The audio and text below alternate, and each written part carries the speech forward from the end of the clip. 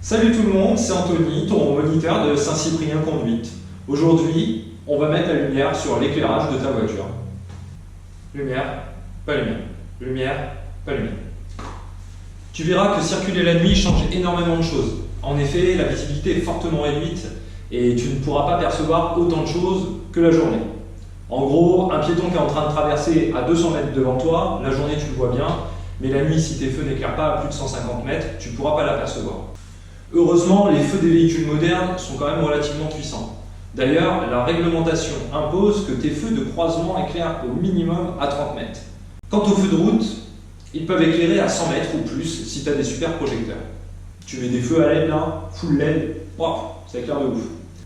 Pour ta culture générale, nos parents et les anciens appellent les feux de croisement les codes et les feux de route les pleins phares.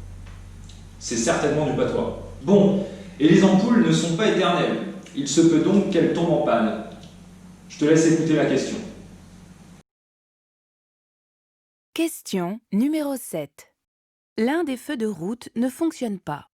Au contrôle technique, mon véhicule sera soumis à une contre-visite, oui, réponse A, non, réponse B, fera l'objet d'une défaillance majeure, oui, réponse C, non, réponse D. Au passage, j'en profite pour remercier Marie-Christine qui vient de me poser la question. Ici, ce qu'on peut remarquer, c'est qu'un seul des feux de croisement fonctionne. C'est dangereux de circuler comme ça. Déjà, tu ne vas pas y voir grand-chose, car forcément, si tu n'as qu'un feu qui fonctionne, il n'y a que la moitié de la route qui va être éclairée. Et ensuite, on risque de te confondre avec une moto. C'est quand même pas le même gabarit.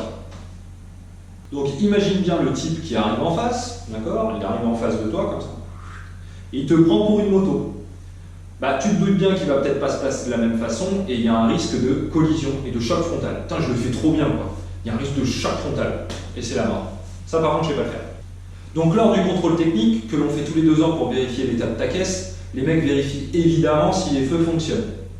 Tu te doutes bien qu'ils ne vont pas donner un avis favorable si ta voiture éclaire mal. Ici, c'est une défaillance majeure. Voir et être vu, c'est quand même la base, non? T'as déjà vu un aveugle conduire?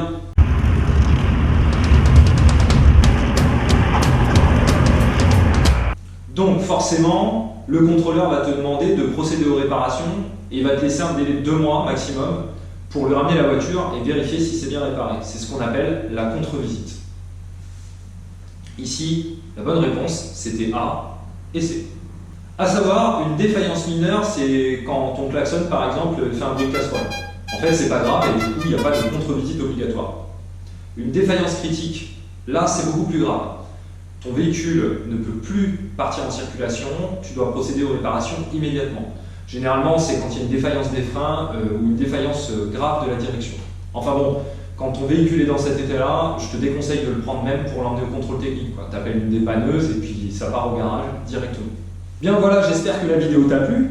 Je t'invite à aller sur ma page Facebook, à aller voir aussi mon compte Instagram. Ne pas hésiter à me poser des questions si tu en as par rapport à ta formation au permis de conduire, même si tu es dans une autre auto-école. Je serais ravi de pouvoir te donner des conseils, des tuyaux pour réussir ton code, mais aussi pour apprendre à mieux conduire et utiliser ton véhicule comme il faut. Donc n'hésite pas à me poser des questions. C'est tout ce que j'ai pour aujourd'hui. Salut, bisous!